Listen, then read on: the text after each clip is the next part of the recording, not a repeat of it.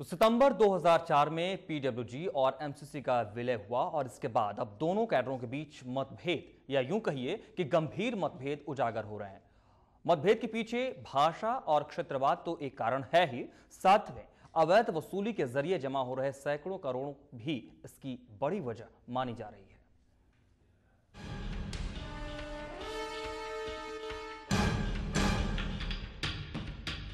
आंध्र प्रदेश में सक्रिय नक्सली संगठन पीपल्स वॉर ग्रुप और उत्तर एवं मध्य भारत में जड़ जमा चुके नक्सली संगठन एमसीसी के बीच विलय के 6 साल बाद ही फूट की खबरें भी आने लगी हैं। 2004 में पीडब्ल्यूजी और एमसीसी ने आपसी विलय करने के बाद जो सीपीआई माओइस्ट बनाया था, उसमें बड़े स्तर पर आंतरिक फूट अब नजर आने लगी है। अब तक जो फूट छुपी हुई थी वो अब उजागर होने लगी है। सूत्रों की माने तो आंध्र प्रदेश के पीपल्स वॉर ग्रुप के नेता कोटेश्वर राव किशनजी और एमसीसी के झाटू मुखर्जी के बीच गंभीर मतभेद हैं। दोनों ही नेता सीपीआई माओवाद के सेंट्रल कमेटी के सदस्य हैं। किशनजी ने पिछले दिनों सीपीआई माओवाद के प्रमुख गणपति को भी पत्र लिखकर मुखर्जी पर वित्तीय अनियमितताओं और संगठन में भेदभाव करने का आरोप लगाया था। तो जवाब में मुखर्जी ने आरोपों को खारिज करते हुए किशनजी पर औरतखोरी का आरोप लगाया था। पिछले दिनों झारखंड में गिरफ्तार हुए पीपल्स वॉर ग्रुप के नेता ने पूछताछ के दौरान रो रो कर अपनी आप बीती सुनाते हुए संगठन के भीतर चल रहे जाति और भाषा के आधार पर हो रहे भेदभाव की कहानी कही थी। सीपीआई माओवाद के बीच भेदभाव की ये समस्या पश्चिम बंगाल, उड़ीसा, झारखंड और बिहार में सबसे ज्यादा गंभीर है। पिछले दिनों बिहार के रोहतास में एमसीसी कैडर के एक नक्सली ने पीपल्स वॉर ग्रुप के क्षेत्रीय कमेटी के नेता राणा और वीरेंद्र यादव की हत्या भी कर दी थी। इस हत्या को भी दोनों घटकों के बीच में चल रहे आंतरिक लड़ाई से जोड़कर देखा गया। कुल मिलाकर अब ये कह सकते हैं कि विलय के 6 साल के बाद ही गंभीर मतभेद सामने आने लगे हैं।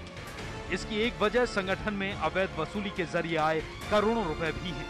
ये मतभेद ये भी बताता है कि संगठन के आंदोलन की दिशा भटक चुकी है और अब आंदोलन के कार्यकर्ता पैसे और अपने वर्चस्व के लिए ही लड़ रहे हैं। साधना news bureau, Delhi.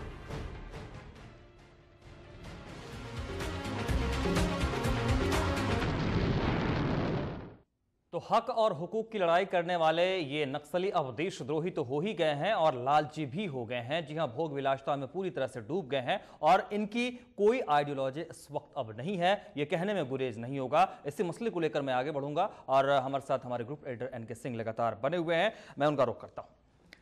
N K, ideology की तो आप बात कर रहे थे कि किस तरीके से देश की सुरक्षा जो है वो भी सुरक्षित दायरे में रहती है और अगर घर के लोगों का सीधे सीधे आपने कहा कि आईएसआई से अगर संबंध हो जाए तो फिर वो बर्दाश्त के काबिल कभी हो ही नहीं सकता, आइडियोलॉजी नहीं हो सकती। जी, ये जो इनके संगठन में भी मतभेद की बातें सामने आ रही हैं, क्या अब ये कहना बिल्कुल सही नहीं होगा कि अब आइडियोलॉजी नाम की अगर हम कभी चर्चा की बात आए तो सीधे कहें कि नहीं, नक्सलियों की कोई आइडियोलॉजी अब नहीं है, वो अब भोग विलासिता में है? देख लीजिए ना, 6 साल के अंदर 2 टॉप लीडर्स एक दूसरे को औरतखोर कह रहा है, वुमेनाइजर बता रहा है, दूसरा कह रहा है कि इसका ये करप्शन चार्जेस में है, ये पैसे खा गया है। ये लेवल है आज माओइस्ट का। कहां है आइडियोलॉजी? हमें याद है कि हमने अपने प्रोग्राम्स अपने व्यूअर्स को दिखाए थे लगातार और उस समय कुछ चीफ मिनिस्टर्स नाराज हुए, गवर्नमेंट ऑफ इंडिया नाराज हुई कि मैं ये क्या कर रहा हूं। और उस समय हमने कहा था कि नहीं, शोषण एक प्रक्रिया है जो डेमोक्रेसी में इनबिल्ट होती है, इंस्टीट्यूशंस में, संस्थाओं में इनबिल्ट स्ट्रेंथ पाती है और वो शोषण करती है। उसके खिलाफ अगर गरीब आवाज उठा रहे हैं तो गलत नहीं है। हमने उस समय कहा था और आज भी कह रहे हैं कि अगर ये डीजेनरेट आंदोलन ना हो तो हर व्यक्ति को सपोर्ट करना चाहिए। लेकिन आज जो लोग उसमें आ गए हैं, हर आंदोलन की ये परिणति होती है कि कुछ दिनों बाद वो डीजेनरेट होता है। उसमें औरतखोरी, बलात्कार, पैसे को लेके ये सारी चीजें, कश्मीर में भी यही हो रहा है, आज माओइस्ट भी यही कर रहे हैं। ये घिनौने हो गए हैं, कोई आइडियोलॉजी नहीं है और खास करके पैसे के चक्कर में ये आईएसआई से हाथ मिला रहे हैं ताकि पैसे और आए, हथियार और आए, ताकि ये पूरे सिस्टम को प्रभावित करके, कुल मिला के पैसा और औरत है, ये चल रहा है। हमें अफसोस होता है, एक अच्छी आइडियोलॉजी के कमिटेड लोग हुआ करते थे, कई बार हम लोग तासीरन इनके साथ जुड़ते थे आइडियोलॉजिकली, हम मानते थे कि ये सही है क्योंकि डेमोक्रेसी में शोषण हो रहा है, हम उसको भी दिखाते हैं अपने व्यूअर्स को।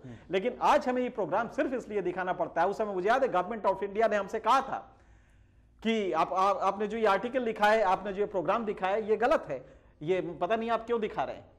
हमने उस समय भी कहा था कि नहीं, शोषण आपके संस्थाओं में इनबिल्ट है, हम उसको उसकी भर्त्सना करते हैं, और अगर नक्सलिज्म के नाम पे गरीब आवाज उठा रहे तो कहीं से गलत नहीं है। लेकिन आज हम फिर ये कहना चाहते हैं कि ये आंदोलन डीजेनरेट हुआ है, और इसके लिए आप देखें पिछले, हम कुछ आपको आंकड़े देना चाहते हैं, पिछले 5 सालों में इनकी ताकत इतनी बढ़ी है कि अगर 4 सिविलियन और सिक्योरिटी फोर्सेस के आदमी मरते हैं तो 1 नक्सली मरता है, जबकि कश्मीर में ऐसा नहीं है।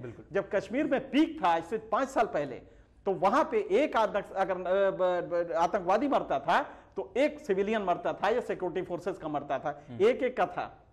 आज यहां पे पिछले 5 साल से अगर 1 नक्सली आप मारते हैं तो वो 4 सिविलियन या सिक्योरिटी फोर्सेस के लोग मार रहा है लगातार 5 साल से। इसका मतलब है कि ताकत हमारी कम है, और यही वजह है कि आर्मी ने, अभी देखें आप, मिलिट्री ने, आर्मी जनरल ने एक रिपोर्ट दी है, होम मिनिस्ट्री ने मांगा था, और सारे 7 कमांडर बैठे थे, लेफ्टिनेंट जनरल सीओसी जो होते हैं अपने एरिया के, वो 7 बैठे, उन्होंने कहा कि हमें 65,000 सैनिक चाहिए आर्मी ऑपरेशन के लिए।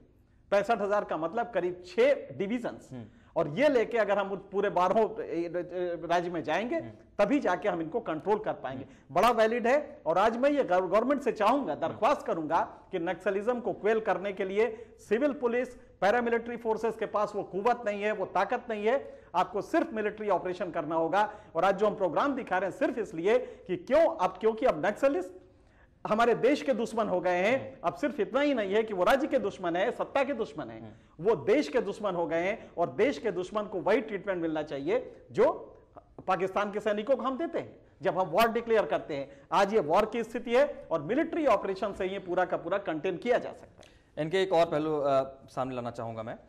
देश के अंदर तो खैर चलिए दुश्मन पैदा हो गए हैं, इनके साथ टेररिस्ट की तरह अब ट्रीटमेंट करने की स्थिति बन पड़ी है, जब भी ऐसी जरूरत पड़े तो।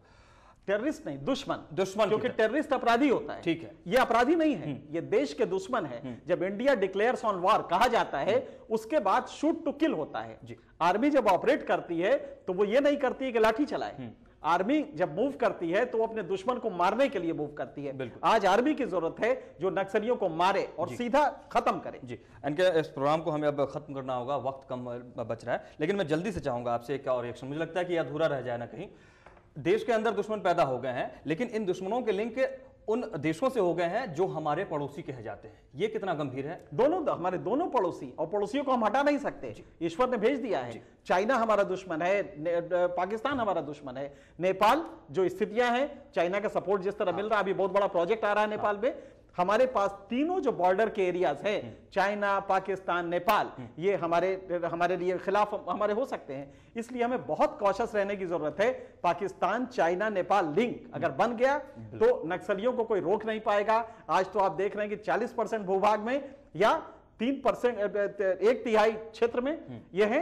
कल आने वाले दिनों में ये 3/4 या पूरे भारत में हो सकते हैं। और आज गवर्नमेंट ऑफ इंडिया को एक फर्म डिसीजन लेना चाहिए, और फर्म डिसीजन लेके एक दुश्मन की तरह ट्रीटमेंट इनको देना चाहिए। जी, इनके बहुत शुक्रिया आपका हमारे साथ इस कार्यक्रम में लगातार आप बने रहे हैं, और वाकई एक गंभीर मसला रहा, ये देश के आंतरिक सुरक्षा का भी मसला रहा है। और इस कार्यक्रम में हम आपसे चाहेंगे इजाजत, लेकिन इतना जरूर कहेंगे कि अब स्थिति ऐसी बन पड़ी है कि इन दुश्मनों के साथ दुश्मन की तरह ही डील किया जाएगा, और वक्त रहते ही अगर संभल जाए तो बात सही है, अगर नहीं संभले तो फिर केंद्र सरकार को भी अपने कदम बढ़ाने चाहिए, या यूं कहें कि इनको सबक सिखाना चाहिए, क्योंकि ये बहुत बड़ा खतरा साबित हो सकते हैं। ये शुरुआत है।